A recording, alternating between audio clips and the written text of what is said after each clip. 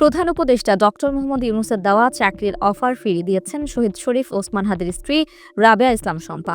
এ সময় তিনি নিজের যোগ্যতা চাকরি নেবেন বলে জানিয়েছেন। মঙ্গলবার রাষ্ট্রীয় অতিথি ভবন যমুনায় প্রধান উপদেষ্টার সঙ্গে সাক্ষাৎ করেন হাদির স্ত্রী শম্পা। সাক্ষাৎ শেষে সামাজিক যোগাযোগ মাধ্যম ফেসবুকে এক পোস্টে এ তথ্য জানান তিনি। ফেসবুক পোস্টে শম্পা জানিয়েছেন, ডক্টর মোহাম্মদ ইউনূস তার বাসভবনে হাদির সন্তান ফিরনাস এবং শম্পাকে তার সাথে সাক্ষাৎ করার জন্য ডেকেছিলেন। সেই আশা ঠিকই হলো, অথচ মাঝখানে ইনকিলাব মঞ্চের ভাই বোনগুলোকে নির্যাতনের শিকার হতে হলো। এতে স্পষ্ট বোঝা যায় এক পক্ষ এখনও সরকারের মধ্যে, যারা হাসিনার দোসর। শহীদ হাদির স্ত্রী লিখেছেন, যাই হোক, আসার উদ্দেশ্য জানা ছিল না। পরে বুঝতে পেরেছি ফিরনাসের দেখাশোনার জন্য ডক্টর মোহাম্মদ ইউনূস স্যার যে প্রতিশ্রুতি দিয়েছিলেন সেগুলো কাগজপত্র হস্তান্তরের জন্য আমাদের আসতে বলা। আমি তাকে স্পষ্ট করে বলেছি, আপনি কি আমার স্বামীর বিচারের ব্যাপারে সর্বোচ্চ চেষ্টা করবেন, না হলে আমার ফিরনাস কোনো কিছুই গ্রহণ করবেন না।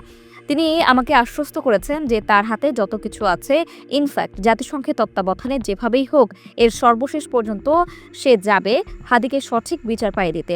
আমার ভাই বোনগুলোর উপরে যে হামলা করা হয়েছে তাতেও তিনি দুঃখ প্রকাশ করেছেন। চাকরি প্রসঙ্গে শম্পা লিখেছেন, আমার জীবন, চাকরি এগুলোর ব্যাপারে জিজ্ঞেস করাতে আমি বলে দিয়েছি যে আমি আমার নিজের যোগ্যতা দিয়ে জব নেব। আপনি ফিরনাসের জন্য করেছেন অনেক শুকরিয়া। তিনি পুরোপুরি আশ্বাস দিয়েছেন তিনি আন্তর্জাতিকভাবে এই হত্যার তদন্তের ব্যাপারে সর্বোচ্চ সহায়তা করবেন। সে আশ্বাস পেয়ে এরপরেই আমি ওখান থেকে এসেছি।